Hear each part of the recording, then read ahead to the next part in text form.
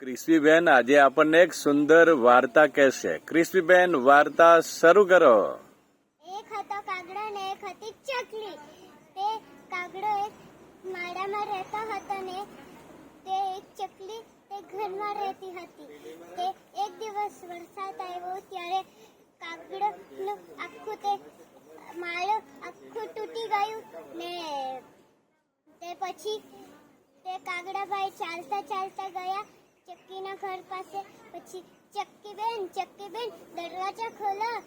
ચક્કીબેન કહે કે મારા પપ્પુને નડાવી રહી છું કે પછી બૂમ પાડે છે કે ચક્કીબેન દરવાજો ખોલું મેં મારા પપ્પુને ટીક્કો લગાવું છું.